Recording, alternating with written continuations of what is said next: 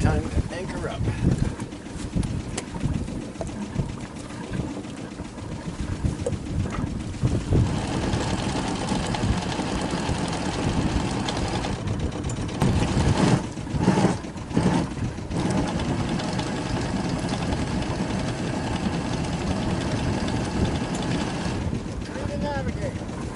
Roger.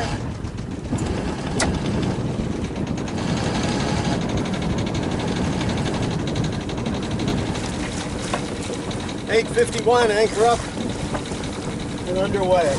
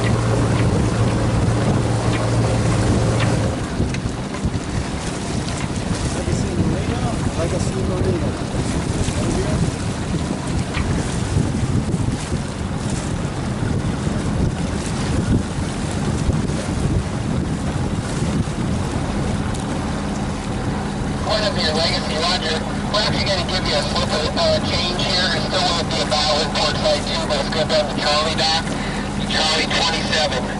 So as soon as you make the right-hand turn into our Marina basin, come straight ahead. The slip will be right off your bow. I'm on my way out now. Charlie 27.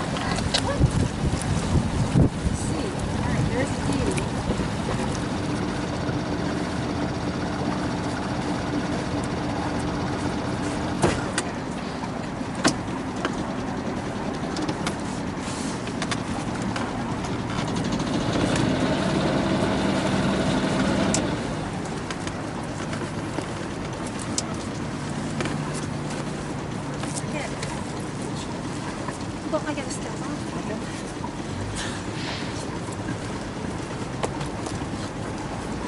15 more feet forward.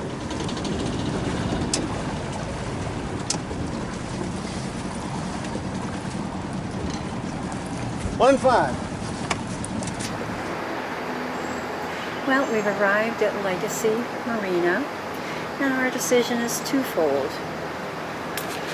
We heard that we would have the use of a swimming pool, and we liked that. And we also wanted to go to a couple of the museums, the Edison Museum, and it's right near here within walking distance, so that's why we decided to make a stop here. Not only is it a marina, but it's a hotel. That's the Palapa Bar. And just in case you try to take a slip when you haven't paid, well, maybe not. And as I pan around, I see this and what?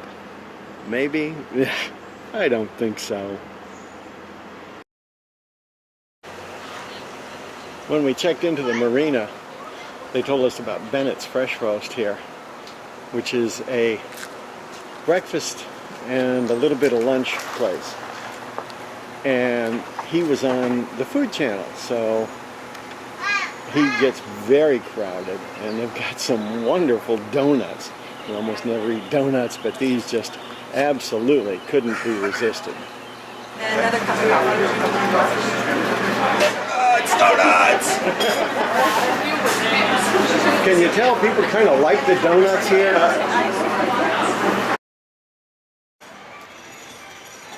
Well, the highlight and reason for our stop in Fort Myers was to visit the Edison and Ford Museum, and it was very informative. As the filament for the first commercially available incandescent light bulb. Now, we often give Edison credit for inventing the light bulb, He did not invent the light bulb. In fact, there are quite a few researchers around. I know.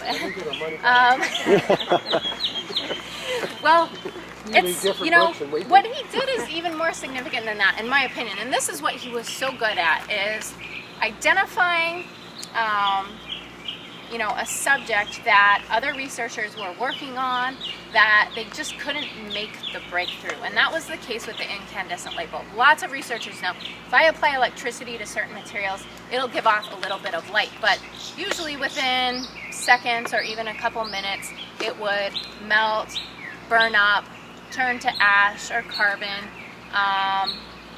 you know, just fizzle out, or not even light up in the first place. So it was, nobody was having success reproducing this artificial light in a predictable manner. It was really an unpredictable phenomenon. And so what Edison does is, remember, he's got this great team of researchers. He knows what he wants to accomplish, and so they just test and test and test and test and eliminate all these variables that make it so unpredictable. And that starts with, first they identify a steady, reliable power supply, and then they identify a mechanism for getting that power to the filament. And then they create an environment that's going to protect that filament without stifling the light. And then they're going to find not just the filament material, but how to manipulate that filament so that it burns the same every time. It's giving off the right amount of light, and it's consistent. So, you know, you're probably not going to buy a light bulb that burns for anything from 2 to 17 minutes, but if you can buy a light bulb that's going to burn for 1,200 hours, now you have a practical device that you could envision using. I've always been very impressed with Edison and Ford and their accomplishments, but I came away from this museum with a much greater respect, as all of us cruisers should know and understand. The thing that impressed me the most was not all of the gadgets and all of the things that he generated and all of that, but a saying, a quote of his words from 1931. He said, "I'd put my money on the sun and solar energy." Now, can you imagine that in 1931? Very impressive. The next day, we had a hankering for pizza for dinner, so we headed downtown. Wow, were we impressed. This place is jumping. We found the pizza place downtown, along with a couple of other restaurants. Around the corner from the pizza place is a little square behind and around, and they were having a live music band with jazz, just a great time. Jill found a little window next to the pizza parlor where we watched him make our pizza. In case you can't tell, pizza was very popular down there. They had some other restaurants that were extremely interesting. Yeah, buddy, you can't even get into Capone's unless you can handle a Tommy gun. We were real impressed with the turnout in this town and what goes on.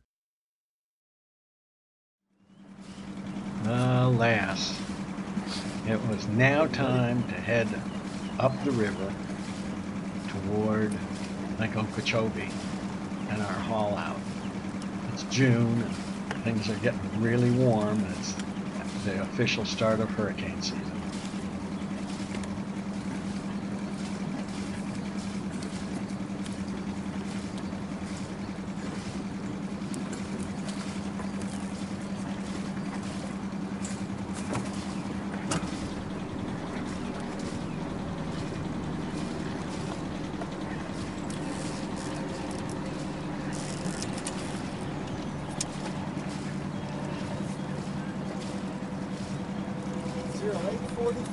Away from dock.